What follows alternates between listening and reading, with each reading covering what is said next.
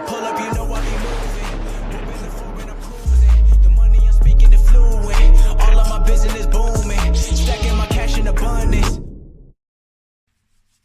Yo les postos, bienvenue dans cette nouvelle vidéo. Alors j'ai plusieurs choses à dire, ça va aller très vite avant de parler des sujets de la vidéo. Déjà, avant de commencer, je vous rappelle que vous avez toujours moins 10% avec le code promo Sacha sur tout le site officiel foutufo.com. Les postos, livraison gratuite à partir de 79 € d'achat.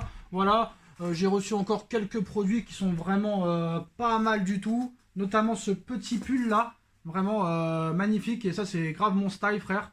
Voilà, vraiment très très bien.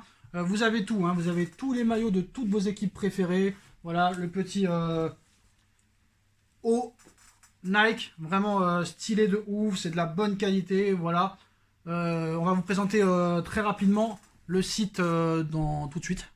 Donc voilà, vous y retrouverez tous les maillots de toutes vos équipes préférées, ainsi que des survêtements haut, bas, ainsi que des maillots NBA, les postos. Donc n'hésitez pas, moins 10% avec le code promo Sacha. Vous avez aussi livraison gratuite à partir de 79 € d'achat. Voilà, n'hésitez pas, le lien est en bas en description, les postos. Je vous rappelle. Donc voilà la première chose que je voulais vous parler. La deuxième chose, maintenant voilà, on est lundi 1er février. Vous savez ce que je pense des commentaires haineux, des haters. Maintenant, je m'en contrefous. C'est des gens qui veulent un petit peu se faire remarquer. Les gens ne comprennent pas vraiment ce qu'on dit. Il y en a d'autres qui comprennent. Donc moi, je parlerai toujours pour ceux qui comprennent. Ceux qui ne comprennent pas, tant pis pour vous. Voilà. J'en arrive au premier sujet de la vidéo. Les mecs viennent me dire, après mon débrief, tu fais un retournement de veste, tu commences à critiquer Pochettino. Alors déjà, pour les vrais fidèles, si vous regardez la vidéo du 24 décembre dernier où Tuchel est viré, je dis très clairement que je suis très déçu du choix Pochettino, qui pour moi n'a pas les épaules pour entraîner ce genre d'équipe et ce genre de vestiaire. En aucun cas, j'ai dit qu'il fallait pas lui laisser du temps. Je l'ai dit. Je l'ai dit, il faut lui laisser du temps, certes. Mais tu vois qu'au bout de 5 matchs, tu n'as pas de signe distinctif qui peut te permettre de voir un avenir radieux. Que ce soit au niveau du jeu, de la prestation, des compos d'équipe. Je suis désolé, un Rafinha qui est sur le banc à la place d'un Danilo, c'est une honte. Quand tu vois que le mec commence à faire des changements à la 80e minute de jeu, et surtout qu'il te fait rentrer des joueurs qui ne te feront pas changer le cours du match. Alors moi je veux bien qu'on dise, avec Navas, Marco Verratti et Marquinhos, on aurait gagné, on nous enlève nos 3 meilleurs joueurs. Il n'y a pas de problème, je suis d'accord avec ça.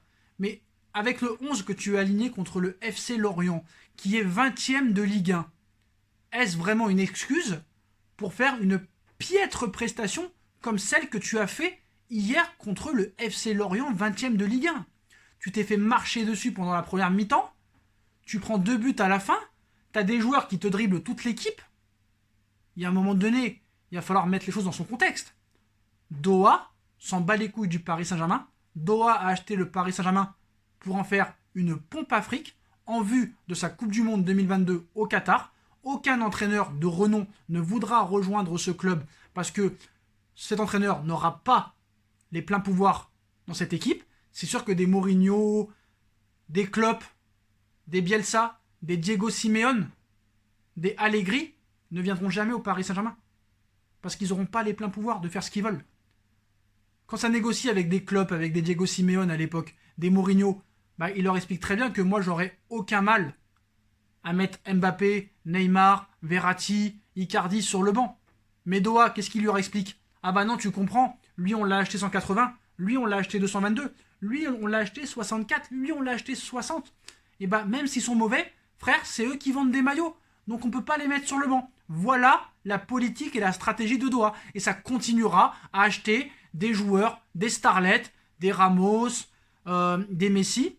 Même si Messi, quand même, il faut en parler parce qu'il a été très bon hier. Mais bon, voilà, ça reste contre des petites équipes.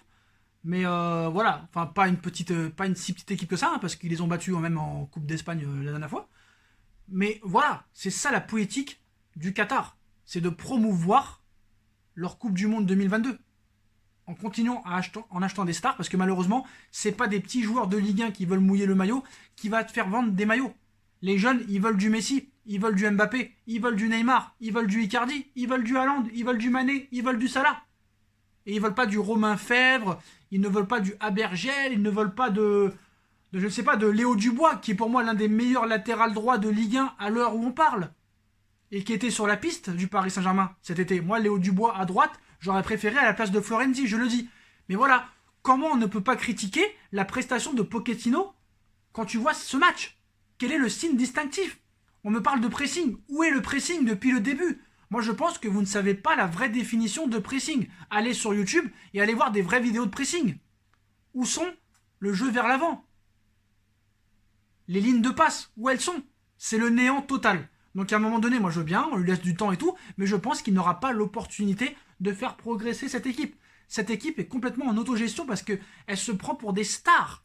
Alors moi, Neymar, j'ai pas grand-chose à lui dire dans ce match parce que c'est le seul qui s'est bougé le cul, Neymar. Hier, c'est le seul qui s'est bougé le cul. Mais Mbappé, le mec, il est transparent, il est inexistant.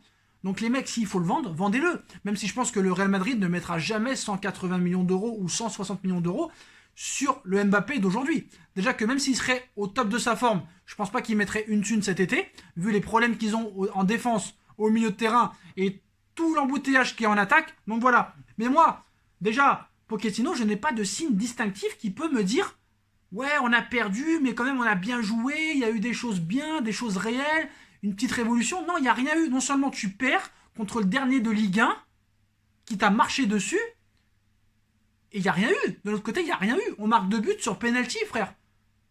Aucun fond de jeu, aucune créativité, aucun collectif, aucun repli défensif, aucun physique, aucune autorité. Le pauvre, le Pochettino, même le gars, le problème c'est qu'il a tellement pas les épaules, et tellement pas l'autorité et le charisme, c'est que le mec, à un moment, il a voulu rentrer sur le terrain pour leur parler, il s'en battait les couilles, les mecs.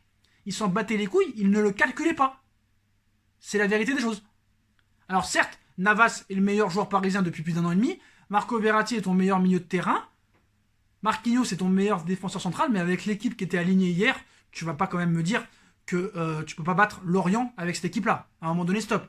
Et Rafinha qui est pas sur le 11 de départ, c'est une honte. Les 2 changements à la fin, complètement inutiles, à 10 minutes de la fin. Stop, stop.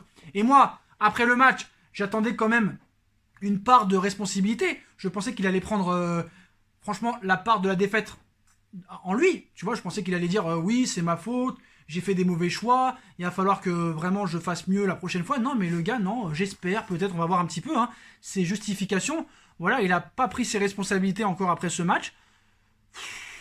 Pour moi, c'est grave. Alors, il dit, c'est le football, on n'a jamais été dans le rythme qu'on voulait imposer. Il ne faut pas oublier le mérite de Lorient. On a été dans le rythme seulement en deuxième période, quand on a contrôlé le match à 2-1. Je suis triste et déçu du résultat du match. Bon, au moins ça, a-t-il indiqué en conférence de presse, avant d'évoquer une possible surcharge physique liée à des entraînements assez poussifs. Donc ça, on en avait parlé, hein. Voilà, moi je veux bien qu'il y ait des entraînements très intensifs, très poussés, très durs, mais si c'est pour arriver éclaté pendant le match, ça ne sert à rien. Parce que là, tu as eu quand même 9 jours pour préparer le match. 9 jours, frère. Il n'y a pas eu de match en semaine, donc tu n'as pas d'excuses. Qu'il n'y ait pas Mbappé, qu'il n'y ait pas Marquinhos, Navas et Verratti n'est pas une excuse. Surtout contre Lorient, dernier de Ligue 1. Il rajoute, oui peut-être, c'est notre responsabilité parce qu'on pousse les joueurs à s'améliorer. Nous sommes en train de travailler et nous allons continuer à le faire. Aujourd'hui, ça a été un accident qui se produit dans le football. Même si ce n'est pas une excuse, on vit un football qui est complètement différent et ce genre de choses arrive. Il faut rester positif, se battre, il reste encore beaucoup de matchs. Donc voilà, il y a du bon et du moins bon quand même dans cette, on va dire, conférence de presse d'après-match. Mais voilà, de mettre tout sur l'accident, excusez-moi, il faut te remettre aussi un petit peu en question. Voilà, des coachs comme Klopp, comme Zidane, comme Bielsa, comme Mourinho, savent avouer quand ils ont mal fait les choses. Et il y a des choses que tu as mal fait. Il y a eu un manque de coordination à 2-2. On a joué rapidement pour marquer et il y a eu une petite confusion dans l'organisation défensive. On a donné à Lorient la chance de placer ce contre et donc de laisser un joueur courir seul face au but. Donc voilà, pour justifier sa première défaite sur le banc parisien, Pochettino a donc brandi la carte de l'accident. Donc voilà. Donc on va pas parler du système à 4 offensif, voilà, ça a déséquilibré l'équipe. Non, voilà. C'est pas de sa faute, hein, c'est la faute de je sais pas qui en fait. C'est la faute c'est un accident en fait. C'est un accident et en aucun cas il n'est responsable. Donc voilà. Tout ce que j'ai envie de dire les gars, c'est que essayez de comprendre, c'est que quand tu vois des matchs comme ça, des changements très tardifs, des bons joueurs qui doivent être sur le terrain et qui n'y sont pas, et quand tu perds contre le dernier de Ligue 1, tu es obligé de critiquer le coach. Tu n'as pas le choix. Donc voilà. Et je pense qu'il n'aura pas les pouvoirs pour imposer ce qu'il veut, parce que c'est Doha qui contrôle tout. Et je me demande si c'est même pas Doha qui contrôle un petit peu les compositions d'équipe. On en reviendra. Donc on enchaîne les postos sur Neymar, qui a donné une interview à 7 à 8 sur TF1, voilà. Il veut rester dans la capitale encore plusieurs années avec Kylian Mbappé. Je pense pas que ce soit une bonne idée avec Kylian, mais voilà. Je suis sûr que Neymar sans Mbappé, ce sera encore 10 fois meilleur. Donc voilà, à ce sujet, le directeur sportif du club, Leonardo, avait affiché son positionnement récemment dans les colonnes de France Football. En parlant d'Mbappé, j'espère qu'ils sont convaincus que le PSG est un bon endroit actuellement pour un joueur de foot de très haut niveau et ambitieux. Il faut juste trouver un accord entre son envie, son exigence, ses attentes et nos moyens. On n'est pas là à supplier, s'il te plaît, reste, tout ça. C'est plus argumenté que ça. Resteront ceux qui veulent vraiment rester. On échange régulièrement et j'ai de bonnes sensations sur ces dossiers-là. Mais alors, qu'en pensent vraiment les principaux concernés? Donc voilà, longuement interrogé par TF1 pour l'émission 7 à 8 de ce dimanche, le numéro 10 parisien, auteur d'un doublé lors de la défaite contre le FC Lorient, mais bon, c'est 2 pénaltys, en a dit plus sur son avenir au Paris Saint-Germain, et clairement, le Brésilien a envie de rester à Paris. Oui, je suis très heureux aujourd'hui, je me sens heureux, ça a beaucoup changé, je ne saurais pas dire exactement pourquoi, je pense que c'est pour le salaire, tu sais très bien que personne ne te donnera autant de ce que tu touches au Paris Saint-Germain. Je ne sais pas si c'est moi ou autre chose qui a changé, mais aujourd'hui, je me sens bien, je me suis adapté, je suis plus calme, je suis très heureux ici et je veux rester au Paris Saint-Germain. J'espère que Kylian va rester aussi, on n'a pas la même espérance. Bien sûr, c'est le souhait de tous les supporters de Paris que les 2 joueurs restent au Paris Saint-Germain encore longtemps. On veut que le PSG soit une grande équipe et moi, je veux continuer à faire ce que j'ai toujours fait à Paris, jouer au foot et être très heureux. C'est le plus important, à enchaîner Neymar, qui a quelques objectifs en tête. Je rêve de la Coupe du Monde, je veux gagner une autre Ligue des Champions. Tout ce que je pourrais gagner, je veux le gagner. Après l'échec lors de la Final 8, la saison passée, Neymar espère bien revenir en finale pour cette fois-ci, lever la coupe aux grandes oreilles avec le Paris Saint-Germain. On en est quand même encore très très loin. Donc voilà, en ce qui concerne le mercato, les postos, donc comme vous le savez, le Paris Saint-Germain rêve de Léo Messi, qui a été buteur hier soir sur coup franc. Léo Messi est en fin de contrat dans 6 mois et pourra donc s'engager librement où il veut, ou même prolonger en Catalogne, on ne sait pas. Ce dimanche, nous apprenons les détails de son contrat en or massif au FC Barcelone. Léo Messi a encore le choix, la Pulga est en fin de contrat d'ici 6 mois et peut d'ores et déjà se mettre d'accord avec le club de son choix, City, Paris, MLS, qu'il rejoindra peut-être le 1er juillet prochain. Faut-il exclure aussi que le génie argentin poursuive du côté de la Catalogne? Rien n'est jamais sûr et certain, et le départ de Josep Maria Bartomeu de la présidence peut avoir un impact sur l'avenir de Léo Messi, mais ce sont surtout ses émoluments actuels qui sont dingues. Ce dimanche, El Mundo révèle ce fameux contrat. Le 25 novembre 2017, Léo Messi signait un nouveau contrat avec les Catalans, et celui-ci, sur 4 années, s'élève à un demi-milliard d'euros, 555 237 619 euros exactement, ce qui correspond à une rémunération nette de 75 millions d'euros par an, soit 138 millions d'euros bruts. Une somme colossale qui ne touchera très probablement jamais ailleurs. Donc voilà, mais ce n'est pas tout. Selon le média espagnol, Messi a aussi dans son contrat 2 primes complètement hallucinantes. La première concerne l'assortiment du joueur à renouveler son contrat. Pour cela, il empoche la modique somme de 115 millions d'euros. La seconde est une prime de fidélité. Elle s'élève à 77 millions d'euros. Ces 2 primes lui rapportent donc près de 200 millions d'euros, 192 pour être très précis. Une folie furieuse, voilà, on va pas se cacher. Léo Messi aurait déjà reçu 92% de toute la somme. Ce qui manque étant quelques primes liées à la Ligue des Champions, où le Barça n'a pas atteint ses objectifs. Le PSG est prévenu, il va falloir être sacrément intelligent pour faire un montage et lui proposer une offre qu'il ne pourra pas refuser. En attendant, Léo Messi a de quoi voir venir devant lui et pourra donc s'appuyer sur ce type de contrat pour négocier avec un club, même si lui apparemment a réagi à ces sommes astronomiques divulguées par la presse espagnole, où il a réagi dans un média espagnol, où je vais retrouver ça très très très rapidement les gars. Déjà le Barça a annoncé qu'il va poursuivre le média El Mundo en justice pour ses révélations sur le salaire de Léo Messi. Le club nie toute implication dans cette publication. Donc voilà. Et Messi sur la une sur la une de El Mundo. L'argent permet de mieux vivre, mais ce n'est pas ce qui m'inspire. Je vis pour jouer au football, pas pour les avantages économiques. Je joue aussi pour l'équipe et pas pour moi. Tu joues quand même beaucoup pour l'oseille, on va pas se mentir. Voilà, tous ceux qui veulent dire ça, veulent se mettre un petit peu une étiquette de mec qui n'aime pas vraiment l'argent, qui joue pour le plaisir et tout. Voilà, on se rappelle de Ramos en 2019 qui avait dit « Je suis prêt à jouer gratuit pour le Real ». Ce n'est plus le cas maintenant. Et on en vient au dossier Ramos. En fin de contrat dans 6 mois, Ramos envisage de plus en plus de quitter le Real. Il étudierait la possibilité de s'engager dans plusieurs clubs et surtout en Angleterre et plus particulièrement à Manchester United. À l'instar de Léo Messi, Sergio Ramos, bientôt 35 ans, sera en fin de contrat dans moins de 6 mois. Il est donc libre de négocier aussi dès à présent avec le club de son choix afin de s'y engager gratuitement ou alors de négocier une nouvelle prolongation avec le Real. Mais concernant l'international espagnol, comme pour le génie argentin, l'avenir semble s'inscrire assez loin de leurs clubs respectifs. Concernant les deux joueurs, on évoque le Paris Saint-Germain, mais ce n'est pas tout. Selon les informations du Mirror, le défenseur central est aussi pisté par Manchester United et il envisagerait sérieusement de rejoindre les Red Devils. Les pensionnaires d'Old Trafford étaient plutôt sur un jeune élément afin de mieux préparer l'avenir et c'est dans ce sens précis qu'il se serait activé sur la piste menant à Jules Koundé, le français du FC Séville. Mais l'opportunité Ramos est grande et évidemment personne ne veut passer à côté de Ramos gratuitement. Donc voilà. Son envie serait plutôt de rejoindre la Grande-Bretagne, puisqu'il n'aimerait pas le Paris Saint-Germain, selon le tabloïd. Alors je sais pas, Son frère et agent René Ramos aurait ainsi ciblé l'Angleterre pour l'avenir de son poulain. Toutefois, récemment, avec sa grande mansiétude, on va dire, Sergio Ramos avait décidé de laisser un petit temps de réflexion à ses actuels employeurs et on évoquait le fait qu'il n'écouterait pas les autres propositions avant le mois de février. Mais le second mois de l'année civile, ce sera ce lundi.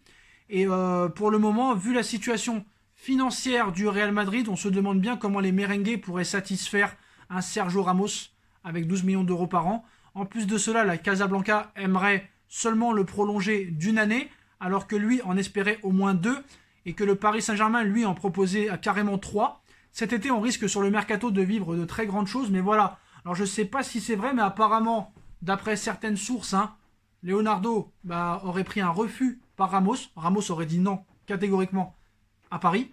Et en plus, apparemment, d'après ce média, il n'aimerait pas le Paris Saint-Germain. Donc voilà. Voilà. Comme quoi même l'argent ne fait pas tout. Apparemment. Donc voilà les postos, vous êtes au courant de toutes les informations. Si t'aimes pas le PSG, pas de problème. Casse-toi frère. Casse-toi, va à Manchester United. Manchester en première ligue. Ils sont pas en Ligue des Champions. Nous, on est encore en Ligue des Champions. Même si on n'y est peut-être plus pour très longtemps. Mais en tout cas, on y est toujours. Donc voilà, si tu préfères aller à Manchester, va à Manchester frérot, on va pas te retenir. Et surtout, un joueur de 35 ans, aussi bon soit-il, 15 millions d'euros par an, non merci frère. Il y en a marre de faire les pigeons maintenant, et j'espère que Doha va enfin le comprendre. Mais après voilà, on sait pas si c'est du fake, pour faire vendre un peu du papier, on sait pas si réellement il a dit qu'il aime pas le Paris Saint-Germain, on ne sait pas, voilà, c'est du putabuzz. Il y a quelques jours, on disait que voilà, on lui a dit que Paris voulait faire venir Messi et que lui serait emballé. Donc voilà, c'est un petit peu tout et son contraire. Et on sait pas vraiment ce qu'il pense vraiment. On n'est pas avec lui, quoi. Voilà, les gars. Dites-moi en commentaire ce que vous pensez de toutes ces infos mercato, de la prestation du Paris Saint-Germain et de Pochettino. Croyez-vous en ce coach? Voilà, dites-moi en commentaire ce que vous en pensez. Je compte sur vous pour bombarder la barre de like. On like, on partage, on commente, on s'abonne. On active la petite cloche pour être tenu au courant des vidéos qui vont sortir. On me rejoint sur mes différents réseaux sociaux. Sur mon Instagram, surtout, SB Foot News, qui est en lien en bas en description. Vous aurez toutes les infos 24h sur 24, 7 jours sur 7 sur l'actualité du Paris Saint-Germain et de tous les clubs européens, mercato, transfert. D'ailleurs aujourd'hui, ce soir c'est la dernière soirée mercato, donc on verra ce qui se passera. On sera au rendez-vous jusqu'à minuit. Voilà les gars, et j'ai fait un live sur No Feeling en répondant aux haineux qui n'ont pas compris ce que je disais sur Pochettino. Allez voir le live sur ça, sur No Feeling. Voilà les gars, je vous souhaite à tous une bonne continuation, prenez soin de vous, et à très vite pour une nouvelle vidéo les postos. Tchuss.